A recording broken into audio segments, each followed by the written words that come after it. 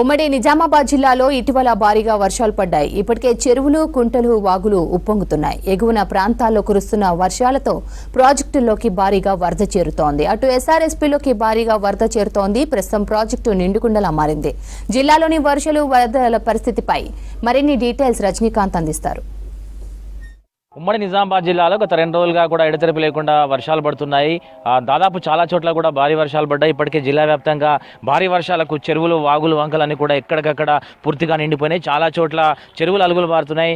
మరికొన్ని చోట్ల ముఖ్యంగా నిజామాబాద్ జిల్లాకు సంబంధించి రాళ్లవాగు, కప్పలవాగు, తీగలవాగు, పులాంగ్ వాగు ఇట్లా వాగులన్నీ కూడా వాగులపై నిర్మించినటువంటి చెక్ డ్యాంలన్నీ కూడా మత్తడి దూకుతున్నాయి. అలుగులు పారుతున్నటువంటి దృశ్యాలని మనం చూస్తున్నాము. ఇక నిజామాబాద్ జిల్లాకు సంబంధించి చాలా చోట్ల వాగులు వంకలు పొంగిపొరుతున్నటువంటి నేపథ్యంలో గోదావరి పరివాహక ప్రాంతాల్లోకి భారీగా వరద నీరు వచ్చి చేరుతుంది. ఒకవైపు శ్రీరామ్ సాగర్ ప్రాజెక్టు వెనుక భాగంలో ప్రాజెక్టు వెనుక ఉన్నటువంటి గోదావరి పరివాహక ప్రాంతంలో పెద్ద ఎత్తున వర్షాలు పడుతున్నాయి. విస్తారంగా వర్షాలు పడుతున్నాయి. దాదాపు వెనుక పరివాహక ప్రాంతంగా ఉన్నటువంటి నందిపేట్, నవీపేట్, రెంజల్, బోధన్, మంజీరా పరివాహక ప్రాంతాల్లోనూ విస్తారంగా వర్షాలు పడుతున్నాయి. దీంతో గోదావరికి భారీగా ఇన్ఫ్లో వస్తుంది. ముఖ్యంగా నిజామాబాద్ జిల్లాలోని శ్రీరామ్ సాగర్ ప్రాజెక్టు ఉత్తర తెలంగాణ వరప్రదాయ ఉన్నటువంటి శ్రీరామ్ సాగర్ ప్రాజెక్టులో ఈ సంవత్సరం మొదటిసారి 1,00,000 క్యూసెక్ల నీరు ఇన్ఫ్లో పెరిగింది. ప్రస్తుతం ప్రాజెక్టులోకి 1,95,767 క్యూసెక్ల ఇన్ఫ్లో వస్తుంది. దీంతో ప్రాజెక్టు పూర్తిగా నిండుకునే అవకాశం కనిపిస్తుంది.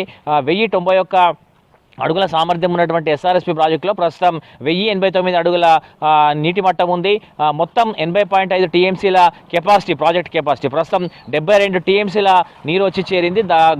గత కొద్ది రోజులుగా రెగ్యులర్గా ఇన్ఫ్లో వస్తుంది. కానీ నిన్న అర్ధరాత్రి నుంచి భారీ వర్షాలు పడుతున్నాయి. దీంతో ఒక్కసారిగా ఇన్ఫ్లో పెరిగింది. 1,95,000 క్యూసెక్ల ఇన్ఫ్లో వస్తుంది ప్రస్తుతం ప్రాజెక్టులోకి. దీంతో ఎస్ఆర్ఎస్పీ ప్రాజెక్టు దాదాపు పూర్తిగా నిండిందనే చెప్పొచ్చు. ఇప్పటికే గోదావరి పరివాహక ప్రాంతాలని, ఎస్ఆర్ఎస్పీ పరివాహక ప్రాంత ప్రజల్ని, రైతుల్ని, మత్స్యకారుల్ని, అందరినీ, పశువుల కాపులందరినీ కూడా ఇప్పటికే అధికారులు అలర్ట్ చేస్తారు. అటు నిజాం సాగర్ ప్రాజెక్టుకు కూడా భారీగానే ఇన్ఫ్లో వస్తున్నటువంటి పరిస్థితి కనిపిస్తుంది. ప్రస్తుతం మంజీరా పరివాహక ప్రాంతంలో విస్తారంగా వర్షాలు పడుతున్నాయి. దీంతో నిజాం సాగర్ ప్రాజెక్టులోకి 44,400 క్యూసెక్ల ఇన్ఫ్లో వస్తుంది.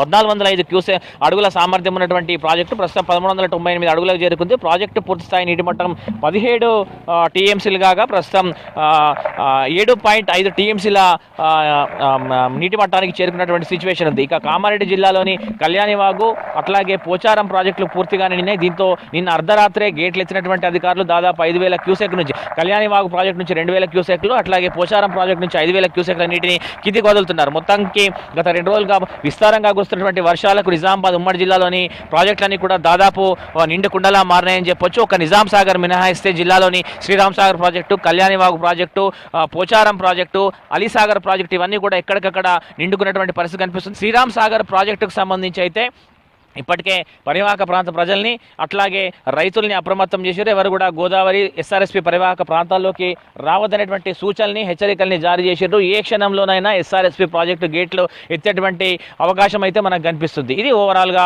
ఎస్ఆర్ఎస్పీకి సంబంధించినటువంటి లేటెస్ట్ అప్డేట్.